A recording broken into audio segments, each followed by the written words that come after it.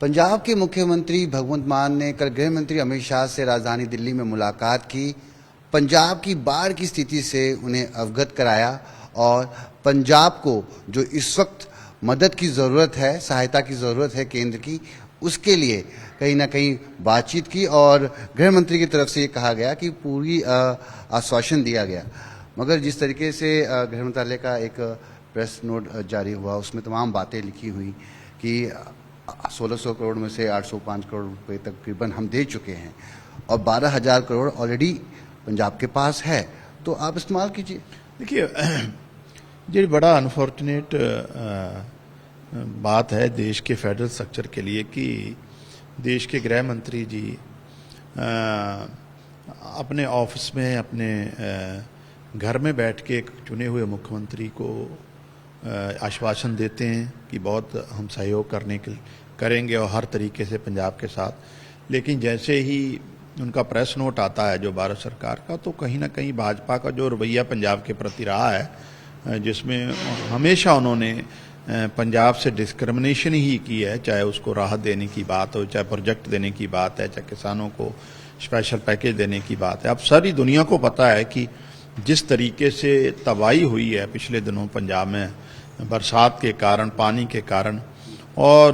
प्रधानमंत्री जी भी देख के आए हैं, कई उनके मंत्री भी हर रोज वहाँ, बेशक वो फोटो खिंचा के आते हैं, लेकिन उनको ग्राउंड रियलिटी तो पता है कि लोगों की घर उजड़ गए हैं, लोगों की किसानी खत्म हो गई, खड़ी फसल खत्म हो गई,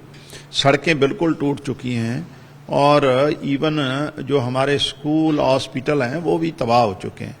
तो चाहिए तो ये था कि पंजाब जैसे स्टेट को, जिसने हमेशा मुश्किल में देश के साथ सहयोग किया, देश के साथ खड़ा हुआ और देश का चाहे अनाज भंडार भरने की बात है, चाहे देश की लड़ाई लड़ने की बात है, पंजाब हमेशा सबसे आगे लड़ाई लड़ता रहा है। मुश्किल समय में उसका साथ देना चाहिए, बजाय इसके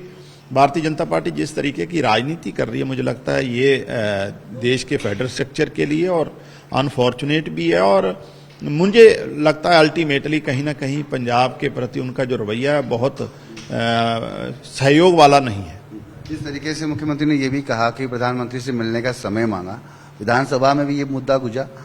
और कल भी उन्होंने कहा जब मीडिया से वो बातचीत कर रहे थे, मुखातिब हो रहे थे, कि मैं क्या कर सकता हूं, मैंने तो समय मांगा, मुझे समय नहीं मिला। इसे आप किस तरीके से दें? मुझे लगता है ये बड़ा दुखद है, और देश के प्रधानमंत्री जी के पास अगर किसी मुख्यमंत्री, सूबे के चुने हुए मुख्यमंत्री को समय देने के लिए, तो आप अंदाजा लगा सकते हैं उनकी जो कार्य शैली है, उनका काम करने का तौर तरीका है, या किसी स्टेट के प्रति उनका जो रवैया है देश की सरकार का, उसका आप अंदाजा बड़े आराम से लगा सकते हैं। तो मुझे लगता है ये भी कभी पहली बार ही देखने को आया होगा कि एक मुख्यमंत्री ने जब समय मांगा, वो भी उस सूबे के लिए जहां 750 किलोमीटर बड़ा इंटरनेशनल बॉर्डर है, और जो लोग हमेशा मुश्किल में इस समय घिरे हुए हमेशा देश का साथ देते रहे, तो वहां के मुख्यमंत्री को समय न देना ये दुखद है, और कहीं ना कहीं भाजपा का जो पंजाब के प्रति रवैया उसको जाहिर करता है। एक सवाल आपसे पूछूंगा तरन तारण को लेकर, चूंकि बीजेपी ने तो अपना कैंडिडेट की घोषणा कर दी है, आम आदमी अपने कैंडिडेट की घोषणा कब करेगी? और जिस तरीके से राजनीतिक सलाहकार कह रहे हैं, जानकार ये कह रहे हैं कि अनिल जोशी कांग्रेस ज्वाइन करने वाले हैं और